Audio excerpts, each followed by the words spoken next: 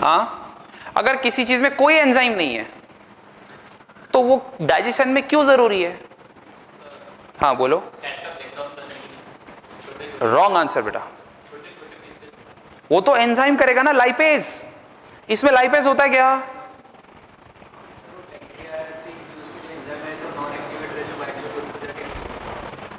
Lipase को activate करता है, करेक्ट कहा, लेकिन उसमें हेल्प करेगा एक्टिवेशन में, डाइजेस्ट नहीं करेगा, ब्रेकडाउन नहीं करेगा। समझा?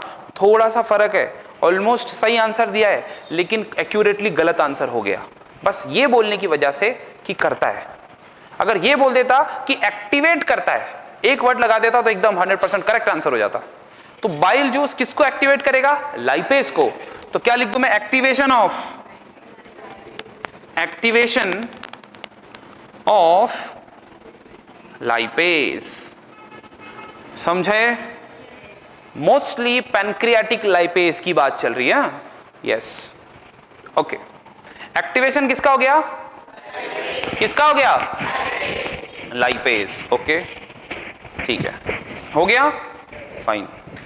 अब बताओ और क्या करेगा इसका? वेरी गुड, कौन बोला? जो भी बोला सही बोला। इमल्सिफिकेशन करेगा। क्या करेगा?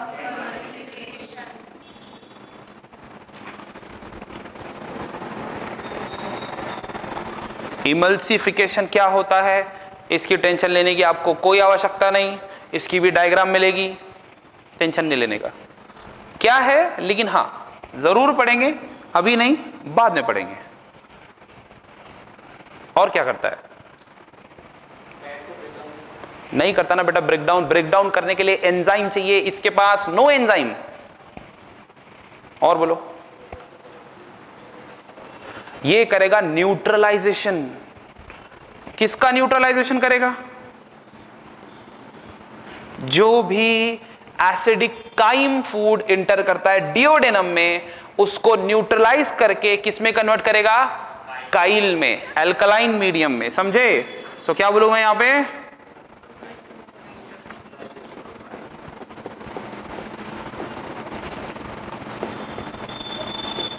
समझे? काइम को क्या कर देता है? न्यूट्रलाइज। समझा? नहीं समझा? ऐसे फंक्शंस होते हैं बाइल जूस के। क्या आपको समझा? यहां पे से हर एक पॉइंट अभी आगे कनेक्ट होने वाला है। तो इसीलिए मैंने पहले ही बता दिया कि H2O होगा, बाइल सॉल्ट होगा। बाइल सॉल्ट के अंदर दो है, sodium taurocholate and sodium glycocholate. Chocolate होता है ना, वैसे ही glycocholate. Okay, sodium taurocholate and sodium glycocholate. Okay, फिर बाद में बाइल जूस है। बाइल जूस के अंदर पिगमेंट भी होते हैं जिसकी वजह से उसका येलोइश ग्रीन कलर आ जाता है। पिगमेंट कौन से होते हैं? दो, बिलीरुबिन और बिलीवर्डिन। बिलीरुबिन कौन से कलर का है? येलो। बिलीवर्डिन कौन से कलर का है? ग्रीन। ओके, अब इन्हीं दो पिगमेंट्स की वजह से, इन्हीं दो पिगमेंट की वजह से जो हमारा एक्सक्रीटा है, जो स्टूल है, जो फीकल मैटर है, जो फीसेस है, उसका कलर ये देते हैं। इनकी वजह से कलर है। समझे? पक्का? गुड। उसके बाद ये सोडियम सॉल्ट्स किसकी वजह से बने हैं? ये बाइल सॉल्ट्स किसने बनाया? ये बने हैं कोलेस्टेरॉल। किससे बने हैं? बाइल सॉल्ट कौन बनाता है? समझा? बाइल सॉल्ट कौन बनाता है? कौन बनाता है? कोलेस्टेरॉल। समझे क्या? नहीं? इसमें कोई दिक्कत है क्या? बोलो। पक्का? गुड, ठीक है। अब सुनो, आगे सुनो। बाइल पिगमेंट्स किसने बनाया? लिवर ने। लेकिन क्या खा के बनाया? आरबीसी का ब्रेकडाउन करके बनाया। पक्का? आपको पता है ये? अच्छा, क्या पता है जरा बताना।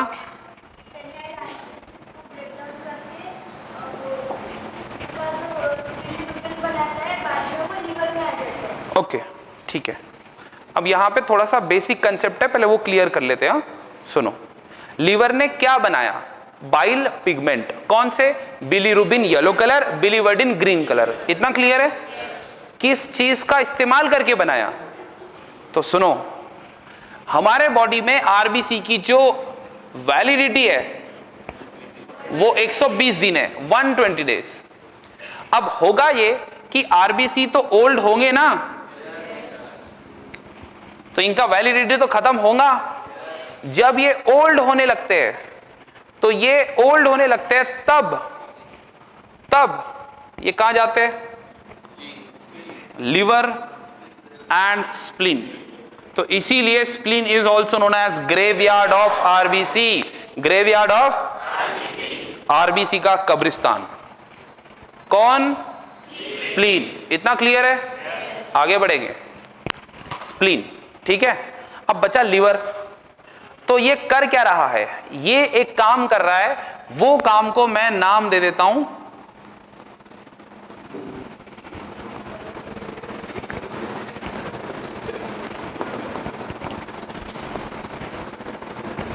इरिथ्रोक्लास्टिक ऑर्गन। इरिथ्रोक्लास्टिक ऑर्गन। एक मिनट, अब यहां पे ना एक कंसेप्ट सुनो, सुन रहे हो? जब हम फीटस थे, मतलब जब हम मदर के वोम में थे, तो यही वो लिवर है जो इरिथ्रोपोइसिस करवा रहा था। क्या करवा रहा था? मतलब फॉर्मेशन ऑफ। अभी हमारे बॉडी के अंदर फॉर्मेशन ऑफ आरबीसी कहां होता है? Bone marrow. सारे ब्लड सेल कहां बनते हैं? Bone marrow. लेकिन वो टाइम पे जब हम हमारे मदर के वूम के अंदर थे, वूम के अंदर थे, तब बोन मैरो नहीं था, सब चीजें बन रही थी, लेकिन लिवर बन गया था। और लिवर अगर बन गया ना, तो लिवर बन गया तो फिर कौन बनाएगा? आरबीसी को कौन बनाएगा? लेकिन फीटल लाइफ में, जब तक हम दुनिया में नहीं आए तब तक लिवर, हमारा लिवर बना रहा था आरबीसी। लेकिन फिर बाद में जमीन पे लैंड हो गए हम। और अब क्या हुआ? अब अगर आज की डेट में देखा जाए तो आपकी बॉडी में आरबीसी बना रहा है आपका रेड बोन मैरो, और ये उसको खा रहा है। समझा? तो इरिथ्रोसाइट्स को खाने की एक्टिविटी को कहते हैं इरिथ्रोक्लास्टिक, इरिथ्रोक्लास्ट। समझा? अगर मैं इरिथ्रो को हटा के ऑस्टियोक्लास्ट बोलूं तो बोन ईटिंग सेल्स, वो भी होते हैं आपके बॉडी में। जो बोन ईटिंग मतलब जब आपके ब्लड का कैल्शियम कम हो जाता है ना, तो बोन को खाते हैं और कैल्शियम फिर वापस ब्लड में देते हैं। समझा? ऐसे भी होते हैं, वो भी बाद में पढ़ेंगे। तो क्लास्ट मतलब क्या है? ईटिंग। समझा? तो ये कौन सा क्लास्ट? इरिथ्रोक्लास्ट। तो किसको काट रहा है ये? आरबीसी। लेकिन कौन से? Old RBC. कौन से आरबीसी? कौन सा ऑर्गन इरिथ्रोक्लास्टिक ऑर्गन बोल रहे हैं? Along with, very good, because spleen क्या है? स्प्लीन के बारे में पूरे सिलेबस में इतना ही दिया है, बस graveyard of RBC, that's all. कब्रिस्तान बोल दिया, आगे चलो, हो गया। समझा सभी को? यहां तक किसी को प्रॉब्लम है? हम पढ़ रहे हैं, क्या पढ़ रहे हैं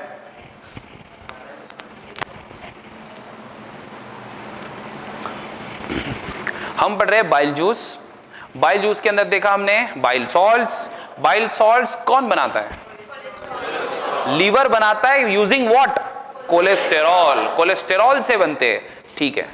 बाइल पिगमेंट किससे बनते हैं? ओल्ड आरबीसी को तोड़कर इरिथ्रोक्लास्टिक एक्टिविटी करके उसके अंदर का जो हीमोग्लोबिन है ना, वो हीम ग्रुप को यूज करके बनते हैं बाइल पिगमेंट्स। तो अल्टीमेटली आरबीसी को तोड़ के इसके हीमोग्लोबिन से, ठीक है, क्या बना रहे हैं?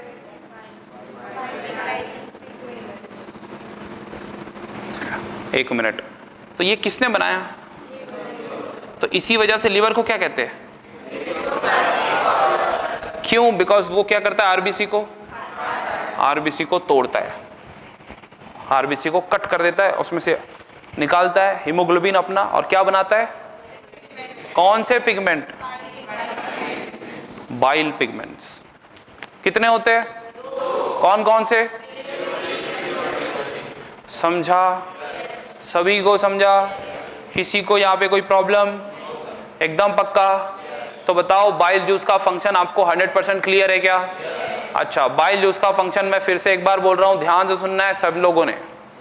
बाइल जूस मैं बोल रहा हूं, बाइल जूस में वाटर है, बाइल सॉल्ट्स है। बाइल सॉल्ट दो टाइप के, sodium glycocholate and sodium taurocholate. बोलो, sodium glycocholate and sodium glycocholate and sodium taurocholate and sodium taurocholate and sodium glycocholate and sodium taurocholate and sodium. कितने हो गए? Liver ने क्या यूज करके इनको बनाया? किससे बने ये बाइल सॉल्ट्स? किससे बनते हैं? कोलेस्टेरॉल। किससे बनते हैं? जानबूझकर पढ़ा रहा हूं ये एक्स्ट्रा, क्योंकि इसके बिना लिंक नहीं लगेगी। एनसीईआरटी ने इसके आगे की कहानी बोली है, लेकिन यही नहीं बताया। ठीक है, अब फिर पढ़ते हैं, that is bile pigments. Bile pigments कौन बनाया? लिवर। बाइल पिगमेंट लिवर कैसे बनाया? Because liver is also act as a कौन सा ऑर्गन? सब लोग बोलो, इरिथ्रोक्लास्टिक ऑर्गन। मतलब इरिथ्रोक्लास्टिक ऑर्गन अगर किसी को बोला जाए तो वो कौन होगा? जो भी आरबीसी को कट करेगा उसको बोलेंगे इरिथ्रोक्लास्टिक ऑर्गन। लेकिन याद रखो, ये वो आरबीसी है जो वैसे ही वैलिडिटी खत्म हो रही है जिनकी, है ना? हाँ, पुराने स्लॉट के, नए वाले और बनने वाले हैं, ये पुराने वाले हैं। तो जो ओल्ड आरबीसीज है वो क्या करते हैं? मर जाते हैं। कौन मारता है? लिवर। अच्छा, मैं बोल रहा हूं, देखो, liver is a erythroclastic organ along with spleen को मत भूलना, स्प्लीन भी यही काम कर रहा है, इसी वजह से स्प्लीन को क्या नाम दे दिया? ओके, इतना क्लियर है। फिर हमने देखा न्यूट्रलाइजेशन करेगा। एक बात बताओ, ऐसी क्या एसिडिटी है जिसको न्यूट्रलाइजेशन करना पड़ रहा है? That is chyme. जब स्टमक में का हाईली एसिडिक फूड आ रहा है अल्कलाइन मीडियम डिओडेनम में, तो जैसे ही फूड आता है ना, मान लो कि यहां पर ऐसे नल लगा हुआ है, तो नल खोलते तो पानी कैसे गिरता है? वो फैशन में बाइल जूस पोर होता है उसके ऊपर। किसके ऊपर? वो काइम जब जैसे ही हाईली एसिडिक मीडियम से अल्कलाइन मीडियम में आता है ना, तब उसके ऊपर ऐसे नल कैसे खुलता है ना, पानी गिरता है उस पर। सिमिलर फैशन में उसके ऊपर बाइल जूस गिरता है, सो दैट उसको वो न्यूट्रलाइज कर सके। क्यों न्यूट्रलाइजेशन की जरूरत पड़ गई? काइल बनाने के लिए बस। काइल क्यों बनाना है उसको? रहने दो ना acidic. Very good. Pancreatic juice ने जितने भी एंजाइम्स बनाए हैं वो एंजाइम्स अल्कलाइन नेचर में ही काम करेंगे, इसलिए न्यूट्रलाइजेशन करना बहुत इंपॉर्टेंट है। न्यूट्रलाइजेशन ऑफ काइम क्यों इंपॉर्टेंट है? क्योंकि उसके ऊपर अगर डाइजेशन करनी है, उसको अगर कट करना है, तो क्या चाहिए? Alkaline medium. क्या चाहिए? सबको समझा? यहां तक किसी को प्रॉब्लम? कोई प्रॉब्लम है? आगे बढ़ेंगे। एक्टिवेशन किसका करना है? अच्छा, एक बात बताओ, आपको नहीं लगता कि ये न्यूट्रलाइजेशन ऑफ काइम कर दिया तो एसिडिक मीडियम कन्वर्ट हो गया अल्कलाइन मीडियम में, और अल्कलाइन मीडियम में सारे पैनक्रियाटिक एंजाइम्स काम कर सकते हैं? एग्जैक्टली। तो वैसे ही ये दोनों चीजें एक्टिवेशन में ही काम कर रही है। समझ गए? मैंने आपको हर एक चीज समझा दिया है, हर एक चीज समझा दिया है। इसमें एंजाइम भी नहीं होते, ये भी समझ गए, बस एक वर्ड नहीं समझे, दैट इज, और ये मैं भी समझाने भी नहीं वाला इसको, बाद में मतलब आगे वाले पार्ट में समझाऊंगा। ठीक है? जब सीक्वेंस इंपॉर्टेंट है ना, जब हम इसकी जरूरत पड़ेगी, इमल्सिफिकेशन करना है ना तो काम ही नहीं चल रहा, तब ये पढ़ेंगे। ठीक है? इतना क्लियर है? बोलो। ठीक है, तो हमने क्या पढ़ा फिर? लिवर। लिवर आपको अच्छे से समझा कि नहीं समझा? पक्का समझ गया? एकदम पक्का? यहां तक कोई प्रॉब्लम है? अब पैनक्रियाज पढ़ेंगे। पैनक्रियाज एसोसिएटेड ग्लैंड है एलिमेंट्री कैनाल का, यस और नो? पक्का? Salivary gland is also associated gland of pancreas? Pancreas? अरे क्वेश्चन तो सुनो। यस यस बोलने के चक्कर में कुछ भी यस बोल देते हो। ठीक है? ओके, अब फिर से पूछ रहा हूं। Salivary gland is the associated gland of alimentary canal. Yes. अब नो बोल, मैं थोड़ी बोल रहा हूं नो बोलो, सोच के यस या फिर नो बोलो। नहीं, पिछली बार यस बोला था, गलत हो गया था, इस बार नो बोलेंगे। दिमाग कहां है तुम्हारा, चले गया? सुनो,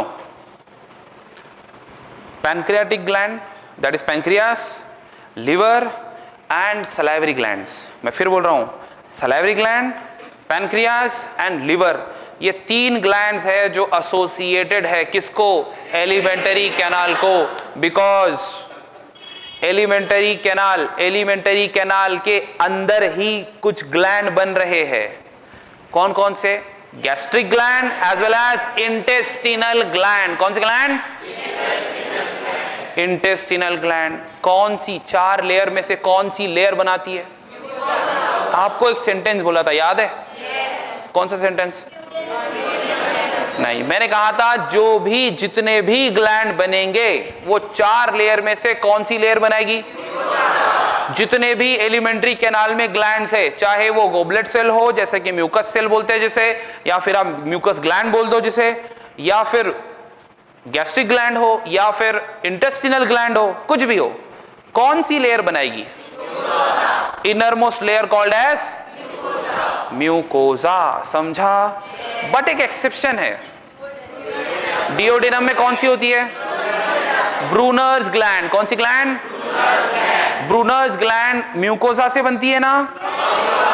सब म्यूकोजा से बनती है, इसीलिए तो एक्सेप्शन पढ़ रहे हैं ना। समझा? Very good. ओके, तो यहां पे हमने दो एसोसिएटेड ग्लैंड कंप्लीटली पढ़ लिए। अब प्रॉब्लम यह है कि कुछ लोगों को लग रहा है कि सर ये थोड़ा सा ज्यादा नहीं पढ़ लिया हमने लिवर को।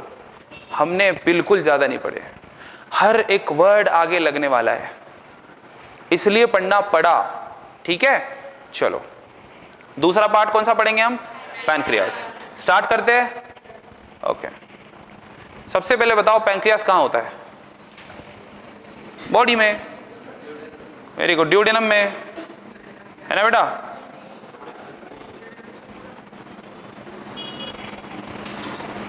ड्यूडेनम कौन से शेप का दिख रहा है? क्योंकि सी शेप का होता है ना वो। ये कौन सा स्पिंक्टर? अच्छा, ये कौन सा स्पिंक्टर? अच्छा, ठीक है ठीक है ठीक है। बताओ ये कौन सा है? ये बताओ। पाइलोरिक नहीं है क्या? पाइलोरिक नहीं है, कार्डियक। पाइलोरिक कौन सा है? और ये पक्का पता है? अच्छा ठीक है। इसमें से लोअर इसोफेजियल स्फिंक्टर कौन सा है? ये तो पाइलोरिक स्फिंक्टर है ना। वो कौन सा है फिर? ये है क्या? बिकॉज ये पार्ट कौन सा है? पाइलोरिक। स्टमक की वजह से नाम क्या मिला? कार्डियक। स्टमक की वजह से नाम क्या मिला? ओके, फिर ये बन गया duodenum, that is first part of large intestine. Small intestine का है क्या? ठीक है। कौन सा शेप दिख रहा है? ठीक है, पुरानी एनसीईआरटी में यू शेप है। कौन सा शेप पढ़ेंगे हम? सी शेप। सी शेप पढ़ेंगे। कौन सा शेप? ओके, सी शेप पढ़ेंगे। ओके ठीक है। अब और सुनो, यहां पे एक डक्ट जो मेन पैनक्रियाटिक डक्ट है, जो किसी ऊपर से एक डक्ट आई थी उसके साथ में मिलके यहां पे फ्यूज कर रही है। शायद आपको याद हो ये डक्ट कहां से आई थी? यहां पे गॉल ब्लैडर था, यहां पे सिस्टिक डक्ट है ना, फिर ऊपर से और ये फिर आके ऐसे मिल गए, और फिर ये किससे मिला? क्या ये सब पता है आपको? पक्का? ऐसी था ना कुछ? अब नाम फटाफट लेना है।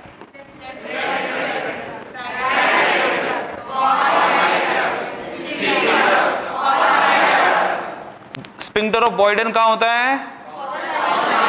कहां होता है? यहां होता है क्या? Very good. Sphincter of Oddi कहां होता है? हिपैटो पैनक्रियाटिक डक्ट की ओपनिंग में जो डिओडेनम में ओपन हो रहा है। ये सबको क्लियर है क्या?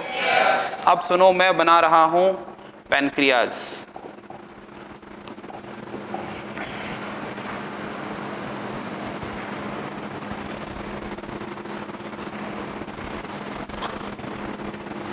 ये क्या है? और पैनक्रियाज बनाने के बाद मैंने आपको मेन पैनक्रियाटिक डक्ट बताया जिसके थ्रू पैनक्रियाटिक जूस यहां तक आएगा और फिर याद में डिओडेनम में मिल जाएगा। ठीक है, इसमें दो चीज मैं डायग्राम भी बताना चाहूंगा। सबसे पहली बात कि पूरा का पूरा जो स्ट्रक्चर है वो ऐसे इलोंगेटेड है, कोन टाइप टैपर होता है एंड की तरफ, है ना। दूसरी बात, भले ही 2D में ऐसे बताना पड़ा है लेकिन ऐसा होता नहीं है। ये जो सी शेप का टर्न दिख रहा है डिओडेनम का, वो सी शेप के टर्न के बीच में जो जगह बन रही है ना, वहां पर ये ऐसे अंदर की तरफ होता है, ऐसे अंदर की तरफ। मतलब आपको अगर मैं ऐसे खड़ा हूं और अगर मेरा पैनक्रियास दिख रहा है तो आपको पैनक्रियास इतना ही दिखेगा, क्योंकि ये क्या है, अंदर है। समझा? मतलब ऐसे आगे से पीछे जा रहा है वो। समझा? पक्का? ओके।